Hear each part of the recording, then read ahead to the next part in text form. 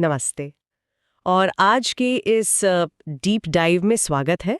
आज हम एक ऐसे विषय की परतें खोलने जा रहे हैं जो जो सच में किसी खजाने के नक्शे से कम नहीं है। बिल्कुल। ये एक ऐसा विषय है जो हम सबके जीवन को छूता है। हाँ, तो आज का हमारा जो मिशन है वो ये गहराई से समझना है कि अपनी मेहनत से करोड़पति बनने वाले लोग, यानी जिन्हें हम सेल्फ मेड मिलियनेयर्स कहते हैं, आखिर वे अपने दैनिक खर्चों को कैसे नियंत्रित करते हैं। और ये समझना बहुत जरूरी है कि वे आम भीड़ से अलग कैसे सोचते हैं। एकदम सही कहा। हम आज उन शीर्ष 3 सबसे व्यावहारिक आदतों को उजागर करेंगे जो उन्हें बिल्कुल अलग बनाती हैं।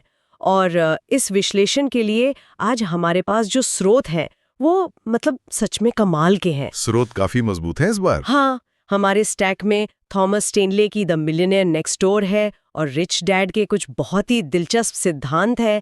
साथ ही महान निवेशक चार्ली मुंगेर के विचार हैं। और इसके अलावा समाजशास्त्री पियरे बॉर्डियो की सांस्कृतिक पूंजी या कहें कल्चरल कैपिटल की थ्योरी भी है। बिल्कुल। और सामाजिक वर्ग का मनोविज्ञान, द लट्टे फैक्टर और डिलेड ग्रेटिफिकेशन, यानी देरी से मिलने वाली संतुष्टि पर किए गए कुछ बेहद शानदार शोध भी शामिल हैं हमारे पास। ये सारे स्रोत मिलकर एक बहुत ही स्पष्ट तस्वीर बनाते हैं।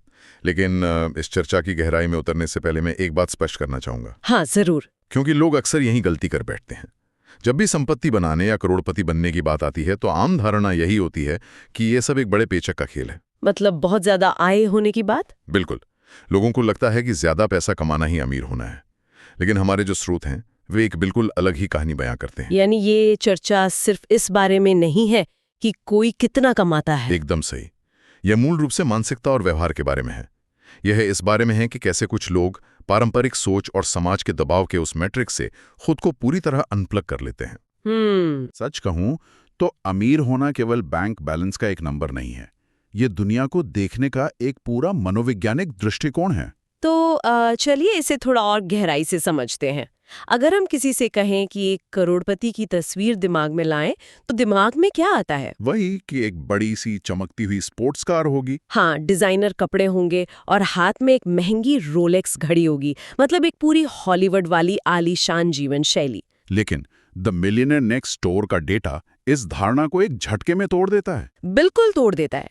ये डेटा बताता है कि जो असली करोड़पति होते हैं वे दरअसल दिखावा करते ही नहीं है। वे महंगी चीजों के पीछे नहीं भागते। हाँ, वे $500 के महंगे डिजाइनर जूते पहनने के बजाय $40 के आरामदायक और साधारण जूते खरीदना पसंद करते हैं। और कारों वाला आंकड़ा तो और भी हैरान करने वाला है।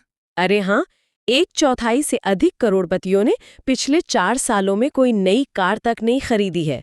ये सच में चौंकाने वाला है। और इसके अलावा जो हमारा 10 हैबिट्स वाला लेख है उससे हमें पता चलता है कि उनकी सबसे पहली आदत क्या है। वो है खुद को सबसे पहले भुगतान करना। Pay themselves first। बिल्कुल।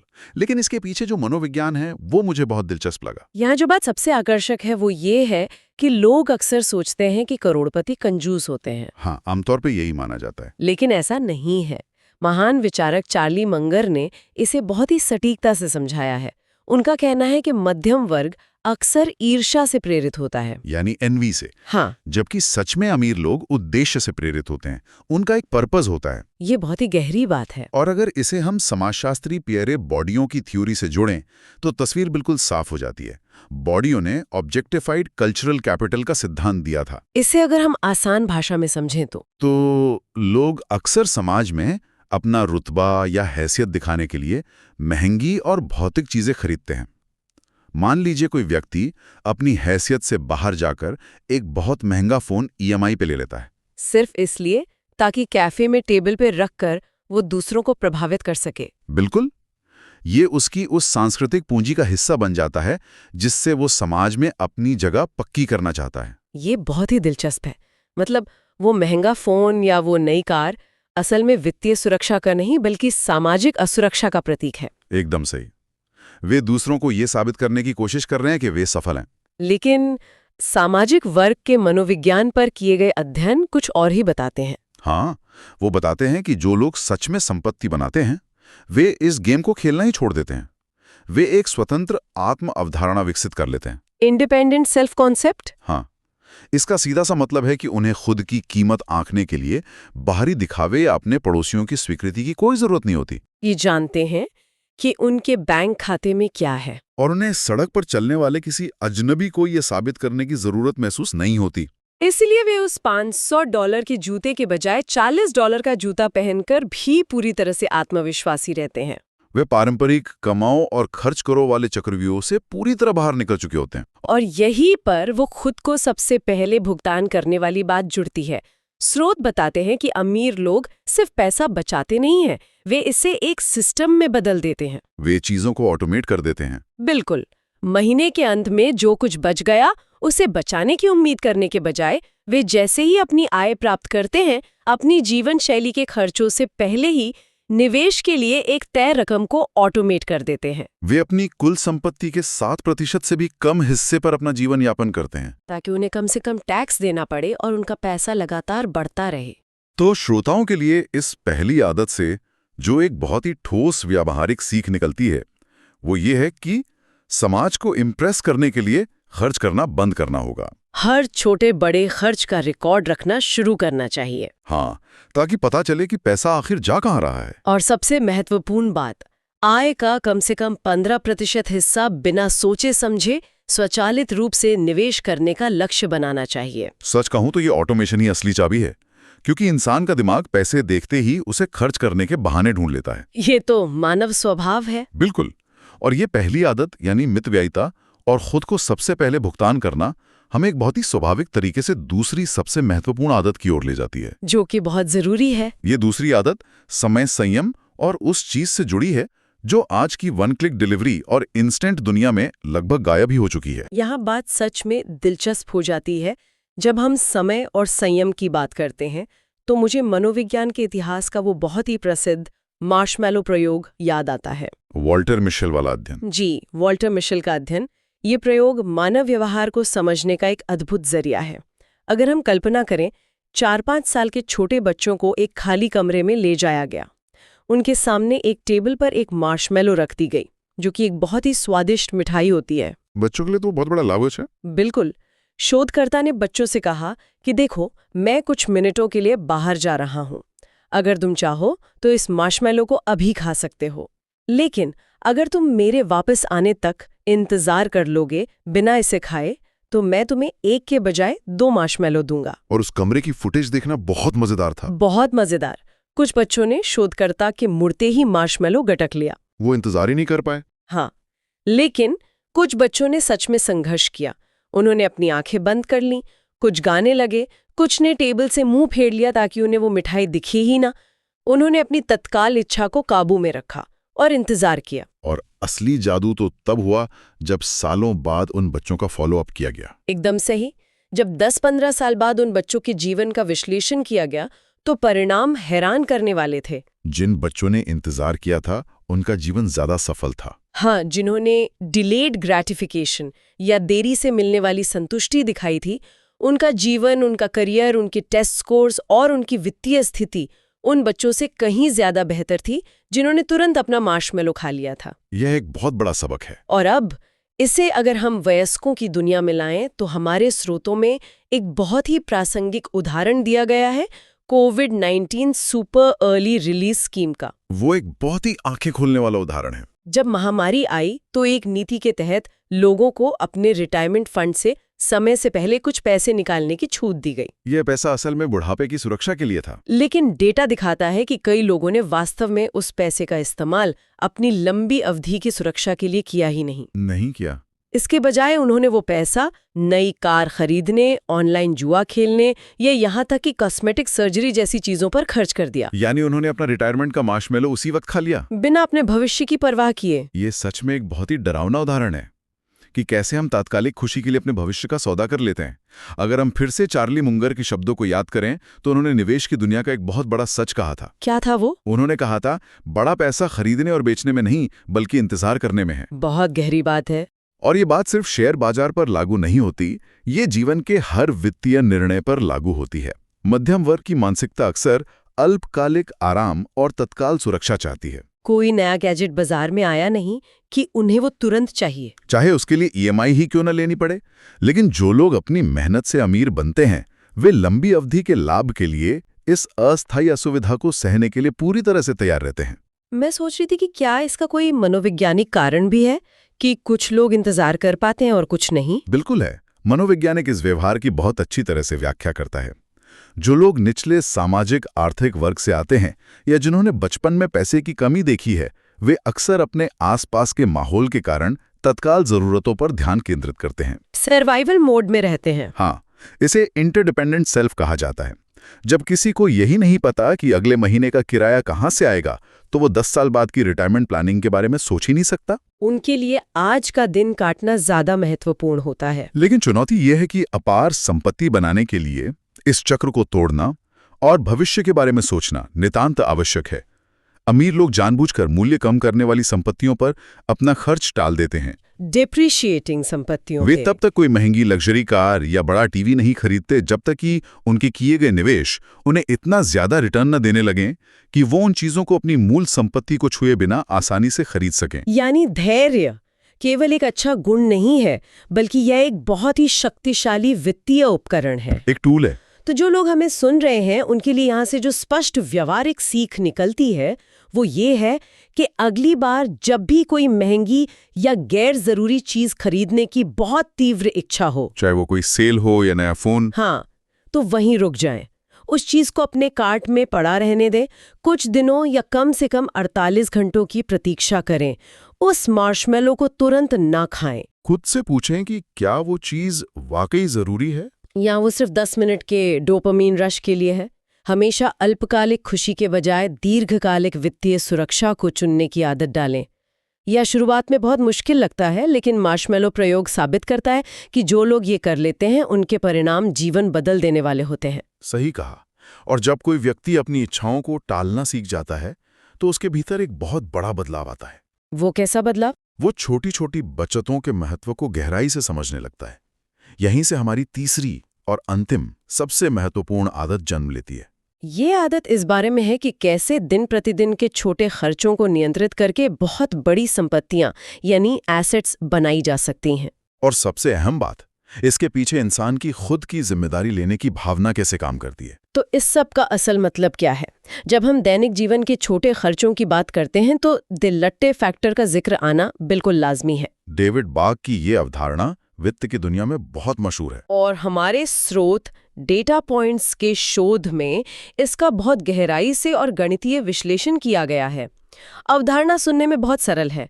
हम हर दिन छोटी छोटी चीजों पर जो पैसा बिना सोचे खर्च करते हैं, जैसे कि ऑफिस जाते वक्त एक महंगी कॉफी या लाटे लेना, या बार बार बाहर का खाना, या वो डिजिटल सब्सक्रिप्शन जिनका हम कभी इस्तेमाल भी नहीं करते, अगर हम उस पैसे को रोक लें तो वो क्या कमाल कर सकता है। शोध का गणित बिल्कुल स्पष्ट है। अगर कोई व्यक्ति हर महीने सिर्फ 100, 200 या $500 बचाता है और उसे 7% के औसत वार्षिक रिटर्न वाले इंडेक्स फंड में निवेश करता है, तो कंपाउंडिंग के जादू से 2 या 3 दशकों में वो छोटी सी रकम लाखों डॉलर में बदल जाती है। ये कोई रातों रात अमीर बनने की योजना नहीं है। नहीं, बिल्कुल नहीं।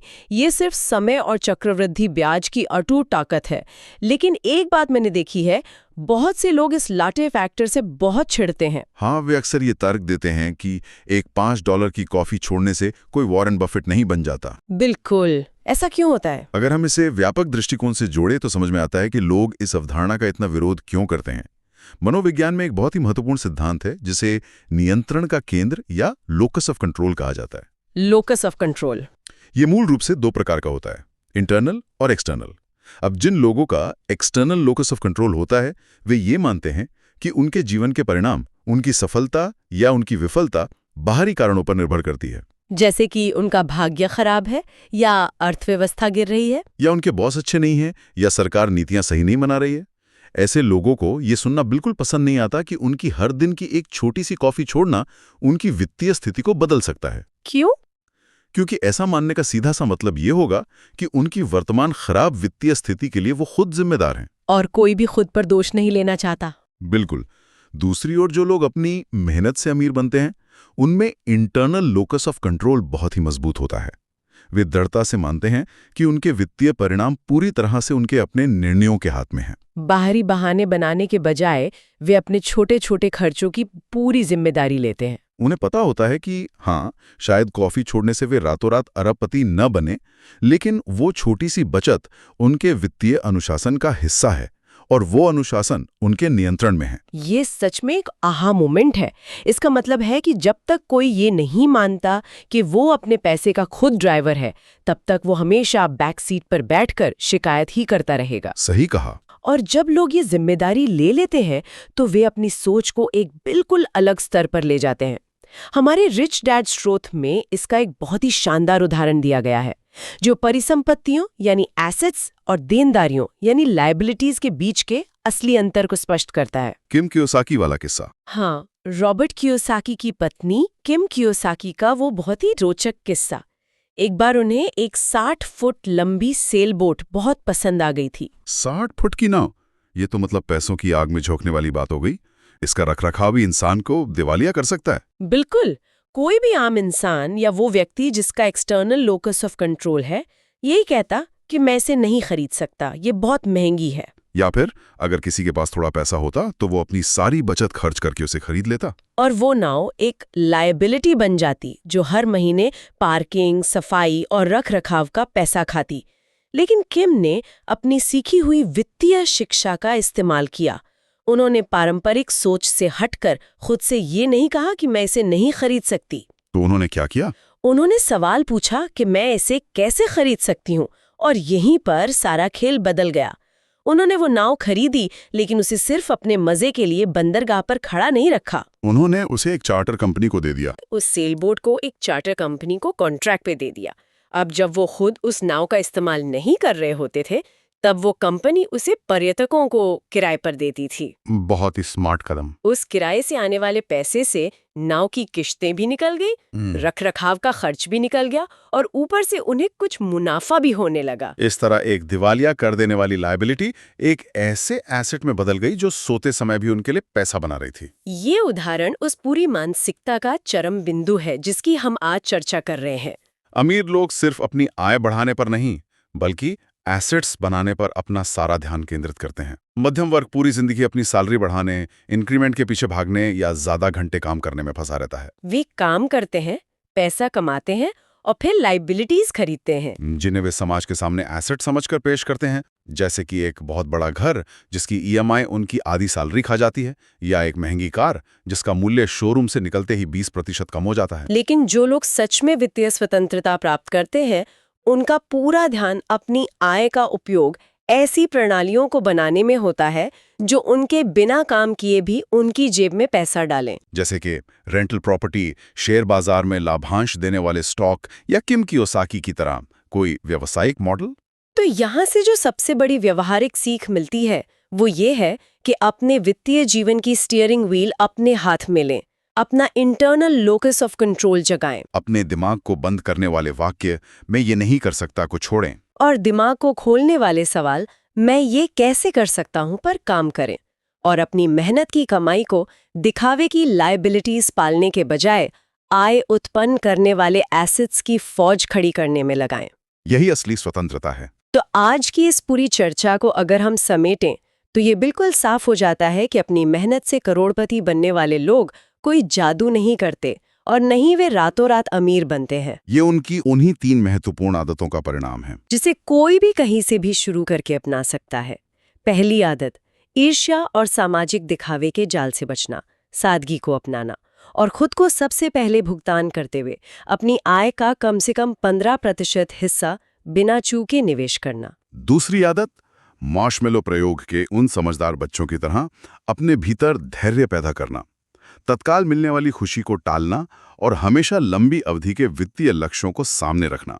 और तीसरी आदत, लट्टे फैक्टर के सिद्धांत को अपनाते हुए अपने हर छोटे बड़े खर्च की जिम्मेदारी लेना, किस्मत या सरकार को दोष देने वाले एक्सटर्नल बहानों को छोड़ना और अपना सारा फोकस लायबिलिटीज के बजाय एसेट्स बनाने पर लगाना। सच में ये तीनों आदतें किसी के भी वित्तीय भविष्य की पूरी दिशा बदल सकती हैं, चाहे आज उसकी बैंक बैलेंस की स्थिति कुछ भी क्यों ना हो। ये सब सुनने में बहुत ही तार्किक, प्रेरणादायक और जीवन बदलने वाला लगता है, और ये सच भी है कि ये आदतें काम करती हैं। लेकिन यहाँ एक महत्वपूर्ण सवाल खड़ा होता है, एक ऐसा सवाल जिसके बारे में संपत्ति बनाने वाले हर व्यक्ति को बहुत गहराई से सोचना चाहिए। वो क्या है? हमारे स्रोत द मिलियनेयर नेक्स्ट डोर में एक बहुत ही गंभीर अवधारणा की चर्चा की गई है, जिसे इकोनॉमिक आउट पेशेंट केयर या ईओसी कहा जाता है।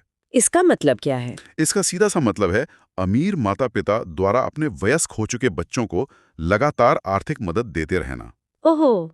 अब जरा एक परिदृश्य की कल्पना कीजिए। मान लीजिए कोई व्यक्ति इन 3 बेहतरीन आदतों, कड़ी मेहनत, मितव्ययिता और असीमित धैर्य को अपनाकर अपने जीवन में अपार संपत्ति बना लेता है। उसने खुद तो मार्शमेलो नहीं खाया और एसेट्स बनाए। हाँ। लेकिन वो व्यक्ति ये कैसे सुनिश्चित करेगा कि उसके बच्चे उस पैसे को पाकर बिगड़ ना जाएं? क्या ऐसा नहीं हो सकता कि विरासत में मिली ये अपार संपत्ति और बिना मेहनत के मिला पैसा उन बच्चों को पूरी तरह से आलसी बना दे? ये तो बहुत बड़ा डर है। क्या वे सिर्फ हाई वॉल्यूम कंज्यूमर बनकर नहीं रह जाएंगे जो सिर्फ दिखावे और ईर्ष्या के लिए पैसा खर्च करते हैं? यानी ठीक वही चीज जिससे बचकर उनके माता पिता ने संपत्ति बनाई थी। ये सच में एक गंभीर मुद्दा है।